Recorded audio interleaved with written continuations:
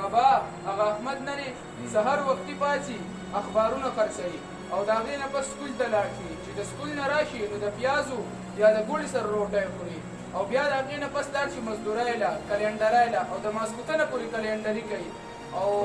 کله نه کله به د سکول نه وخته شي نو جرمانې پې ولګوي د هغه غریب سره خو د رزق درک نه لګي نو د جرمانو پیسې به له کوم ځای نه ورکړي ها نو زه فکر وکړم ما وی تاسو ورله خپل حق ورکو تاسو وراره دی تاسو د بچي په ځای دی او ښه قابل سړی دی کامیاب به شي زمونږ به دې ښه ښکارو ګوره ما خو په تا عقلمند خان ویلی دی خو په تا کې خو رته یم شته مړه ګوره شو د پړقه ملکي او مشري خلکو نه په حق ورکولو نه د خلکو نه په حق اخیستو باندې کېږي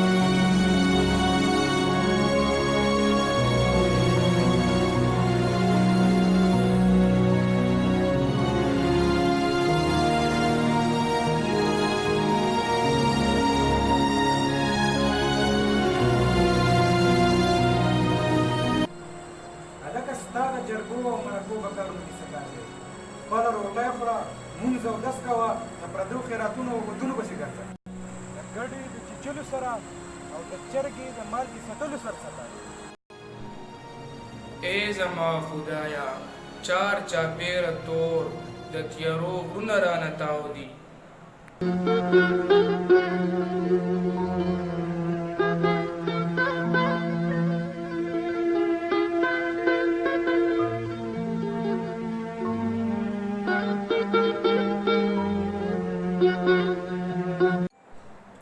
ظالم چې هر څوک دی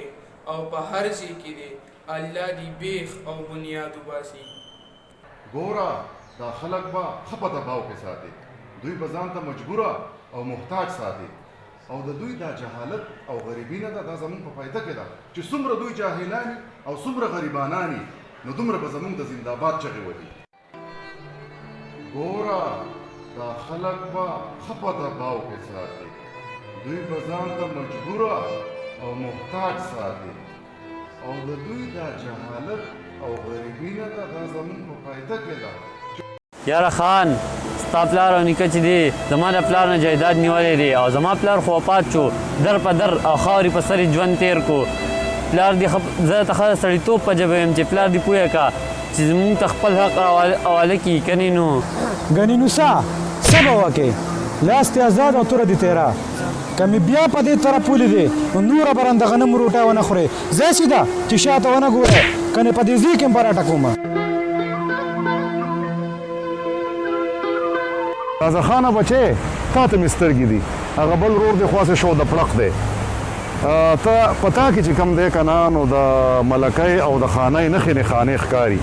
هغه احمد نه دی هغه خواصې هم ستا ملګری دی نو زه وایم چې په خوږه پسته کې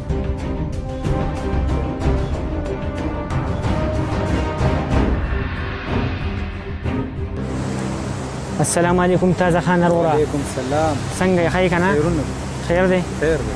یاره ستا خواله رالومه ته مې د وړوکوالي ملګری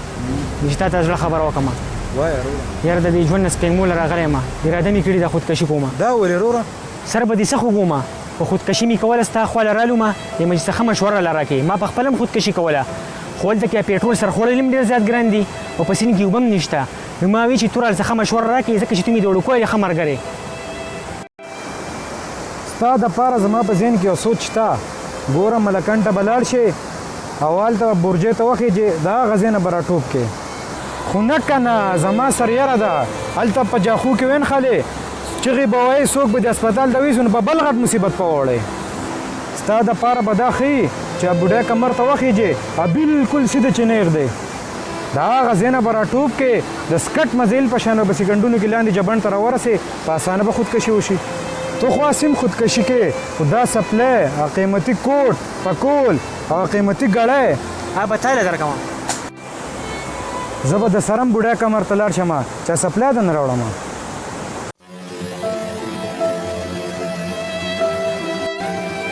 هډور هم پکې نشته ډېر غټ ظالم دی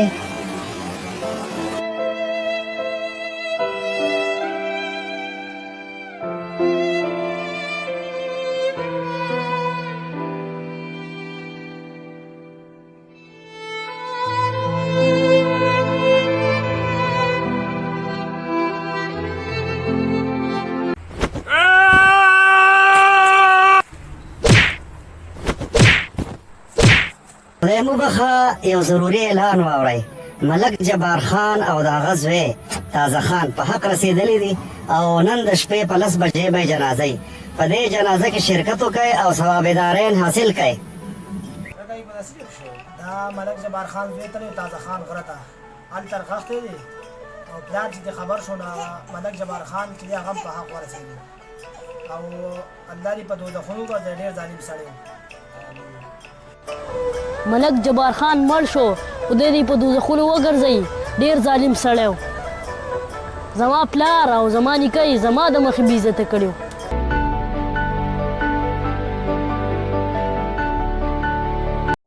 ګوره زما ورونو عزیزانو مونږه ټول عمر ستاسو حق خوړلی دی نو چې مونږ ستاسو کم حق خوړلی دی د هغې په بدل کې به زه تاسو حج لبوزم او ستاسو چې کم حق زمونږ سره وست دی هغه به زه تاسو ته ښه پوره واپس کما مونږ به ځان په دې پوه کړو چې خوشحالي او اطمینان خلکو نه په اخیستلو کې نه دی خلکو له په ورکولو کې دی د جبار خان د ظلم جام نسکور شو عقلمن خان په خپله رورۍ کې داسې مینه محبت او اتفاق او اتحاد پیدا کو چې هره ورځ یې اختر او هره شپه شو قدر دی یو ځای پکنیکونه لځي د یو بل نظاریږي او قربانیږي عقلمن خان دی الله آباد لري څه د قصو سړی دی